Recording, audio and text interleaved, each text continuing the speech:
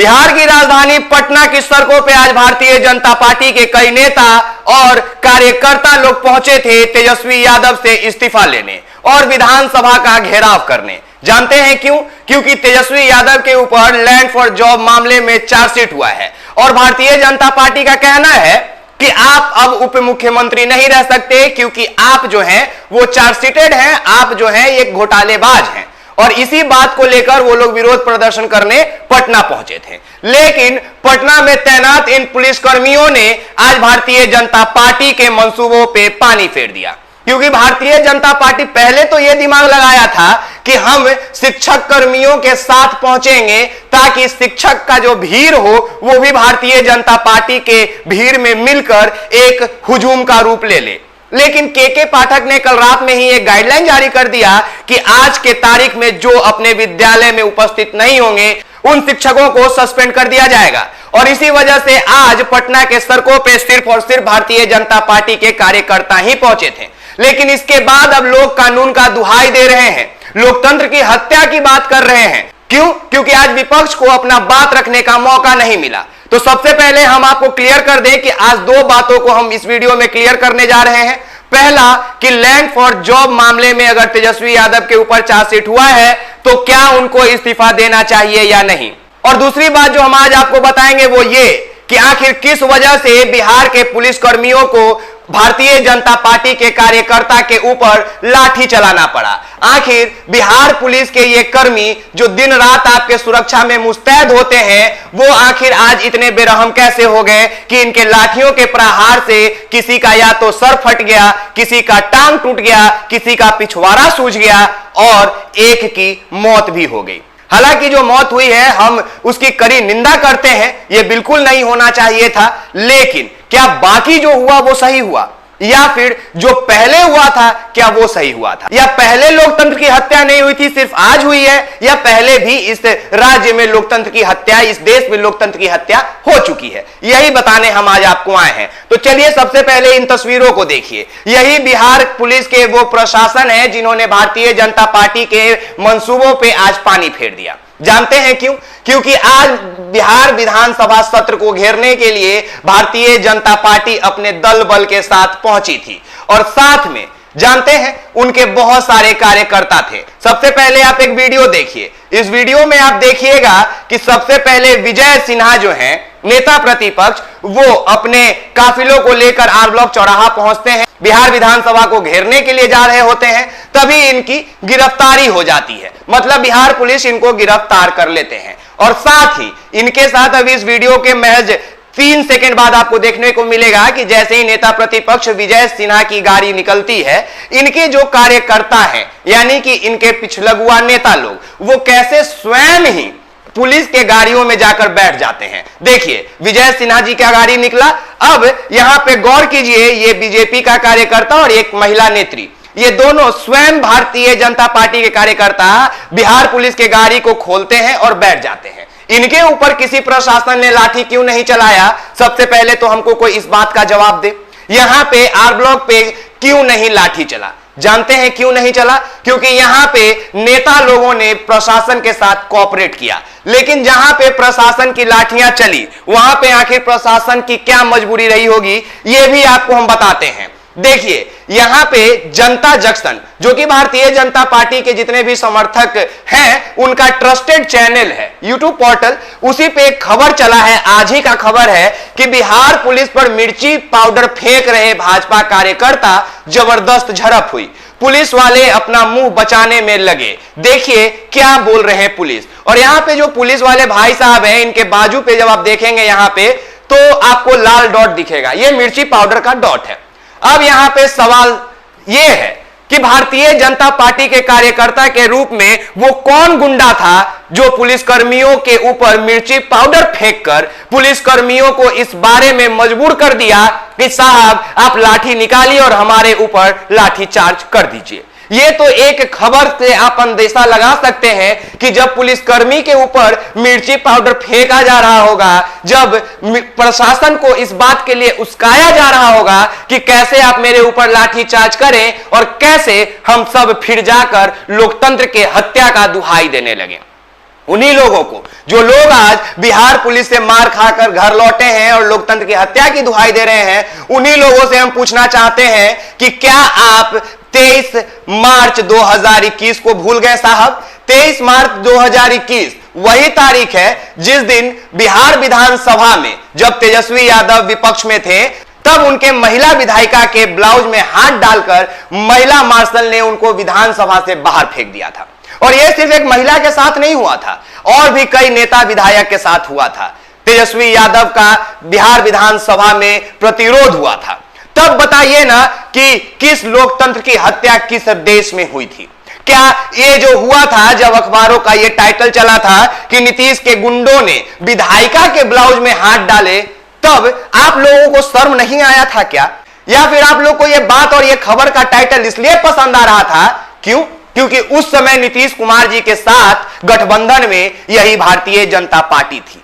याद होगा आपको, तभी नीतीश कुमार जी के गुंडों ने विधायिका के ब्लाउज में हाथ डाले वाले खबर पे किसी को तकलीफ नहीं हुआ था।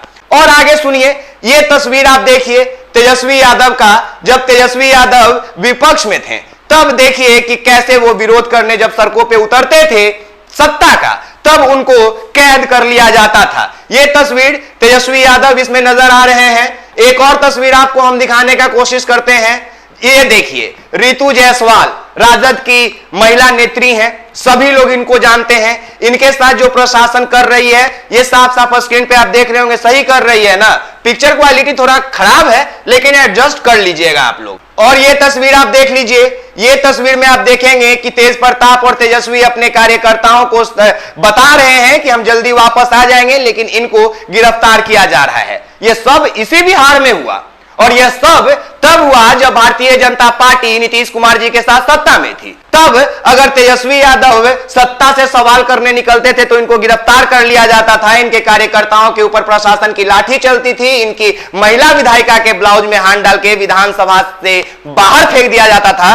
तब आप लोगों को कानून का उल्लंघन नजर नहीं आया था, तब आप लोगों को इस देश में संविधान नजर नहीं आया था। आज आ रहा है, क्यों? क्योंकि आज तेजस्वी यादव जो है वो नीतीश कुमार जी के साथ गठबंधन में है, और इस चाचा भतीजा के जोड़ी को अब बीजेपी के लोग पसंद नहीं करते हैं, क्योंकि नीतीश कुमार जी एक ऐसा चेहरा है जिनको सभी लोग अपने पास रखना चाहते हैं, चाहे तेजस्वी यादव हो गए, चाहे बीजेपी हो गई। और इसी बात की अभी लड़ाई चल रही है। अब आते हैं तेजस्वी यादव के ऊपर। Tejashwi Yadav land for job मसले में चार्जशीटेड है, तो उनको इस्तीफा दे देना चाहिए, ठीक बात है। लेकिन यह बात जेम्स यादव को पसंद नहीं आया। जेम्स यादव जो फतुहा विधानसभा से आते हैं और युवा राष्ट्रीय जनता दल के प्रदेश सचिव भी हैं, ये जेम्स यादव ने एक छोटा सा पड़ताल किया, और पड़ताल में जो पाया वो हमको भेज दिए और बोले, विकास जी अपने स्क्रीन पे जरा बड़ा बड़ा करके लोगों को ये बताइए कि कैसे विपक्ष में जब लोग रहते हैं तो वो घोटालेबाज रहते हैं, जब विपक्ष में जो लोग रहते हैं वो चार्जशीटेड रहते हैं तो उनसे इस्तीफा मांगा जाता है, लेकिन यही विपक्षी लोग अगर भारतीय जनता पार्टी में चले जाते हैं तो कैसे राजा हरिश्चंद्र हो जाते हैं। तो चलिए एक एक करके हम आपको बताते हैं कि कौन सा व्यक्ति या कौन सा नेता जब विपक्ष में था तब घोटालेबाज था, लेकिन भारतीय जनता पार्टी में जाने के साथ ही वो दूध का धुला हो गया। सबसे पहला नाम शुभेंदु अधिकारी, शारदा चिट फंड घोटाला में आरोपित थे और चार्जशीटेड भी थे, लेकिन जैसे ही ये भाजपा में शामिल हुए तो राजा हरिश्चंद्र हो गए। और उसके बाद यशवंत यादव 1000 करोड़ का घोटाला किए थे, ये साहब भी अस्थायी अध्यक्ष बन गए बीएमसी के 2018 में, और ये भी पाप मुक्त हो गए। रमेश पोखरियाल कुंभ मेला में घोटाला किए थे, और ये साहब भी 2019 में केंद्रीय शिक्षा मंत्री बन गए भारतीय जनता पार्टी में, मतलब इनका भी सारा घोटाला जो है वो गंगा नदी में धो दिया गया। उसके बाद आइए बीएस येदियुरप्पा, जमीन एवं अवैध खनन के कई मामलों में आरोपित हैं, चार्जशीटेड हैं। यही बीएस येदियुरप्पा कर्नाटक के मुख्यमंत्री बने थे 2019 में, मतलब ये भी पाप मुक्त हो गए थे। उसके बाद आइए नारायण राणे, मनी लॉन्ड्रिंग जमीन घोटाला के मसला में चार्जशीटेड है, आरोपित है। नारायण राणे केंद्रीय मंत्री हैं 2019 से। उसके बाद प्रताप सरनायक एनएसईएल घोटाला में, और उसके बाद प्रताप सरनाइक जो है वो महाराष्ट्र विधानसभा सदस्य बन जाते हैं 2019 में भारतीय जनता पार्टी में, ये भी पाप मुक्त हो जाते हैं।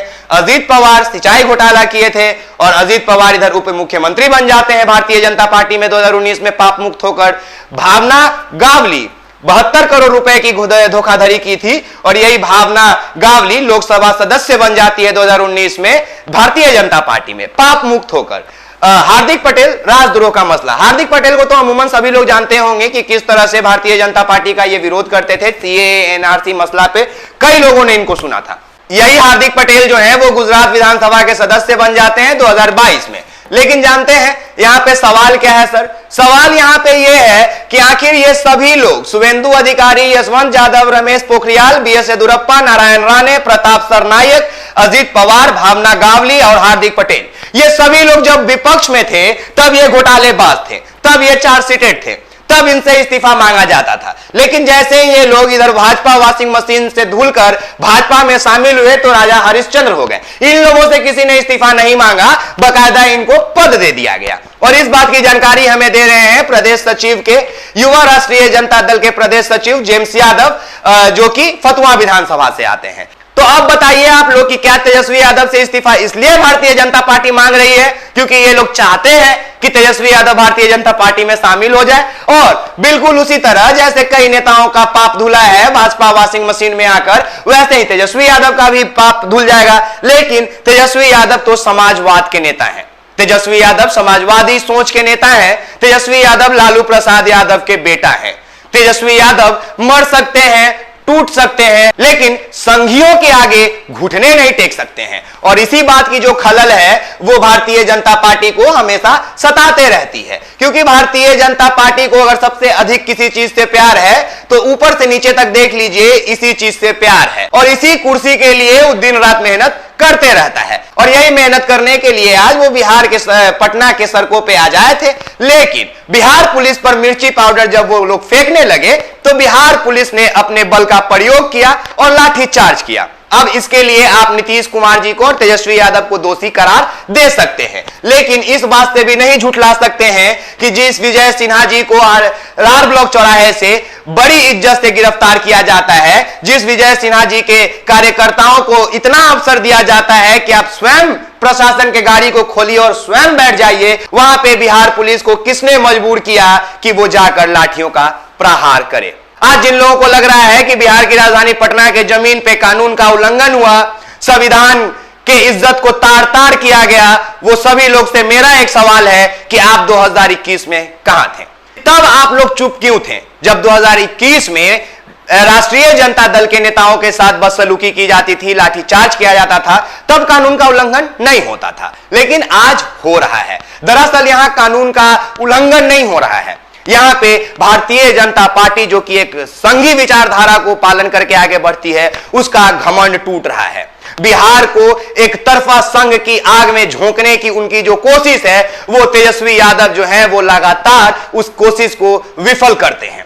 इसीलिए आज तेजस्वी यादव से इस्तीफा मांगा जाता है। क्यों भाई? बाकी के लोगों से इस्तीफा क्यों नहीं मांगती भारतीय जनता पार्टी? क्या भारतीय जनता पार्टी के पास ऐसा वॉशिंग मशीन सच में है जिसमें घोटालेबाज लोगों को डालने के बाद उधर से वो लोग पाप मुक्त होकर, घोटाला मुक्त होकर निकलेंगे? अगर ऐसा नहीं है तो भारतीय जनता पार्टी दोहरा नीति क्यों अपनाती है? बहरहाल आप एक्सपोज मीडिया देख रहे हैं, मेरा नाम विकास राज है। आज के वीडियो में आपको समझ में आ गया होगा कि कैसे भारतीय जनता पार्टी के कार्यकर्ताओं ने बिहार प्रशासन के ऊपर मिर्ची पाउडर फेंककर उनको लाठीचार्ज करने के लिए उस्काया, कैसे जो 2021 में घटना नीतीश कुमार और भारतीय जनता पार्टी ने मिलकर जिस घटना को अंजाम दिया था, मतलब उस समय के विपक्ष के नेता तेजस्वी यादव पे लाठीचार्ज करवाए थे, अगर वही काम आज के विपक्ष भारतीय जनता पार्टी के साथ हो रहा है तो कानून का उल्लंघन कैसे हो रहा है? आप इस सवाल का जवाब हमें जरूर दें। बाकी आप सभी का बहुत बहुत शुक्रिया। आप एक्सपोज मीडिया देख रहे हैं, मेरा नाम विकास राज है। और जाते जाते एक बात सिर्फ ये कहना चाहेंगे कि आज इस पैनल पे मेरा पहला वीडियो है, तो वीडियो कैसा लगा जरूर बताएं, और अगर इसमें कुछ सुधार करने की जरूरत है तो वो भी हमें कमेंट बॉक्स में लिखकर भेज दें। आपका सुझाव मेरे लिए बहुत महत्वपूर्ण है। बाकी जय हिंद, जय बिहार, धन्यवाद।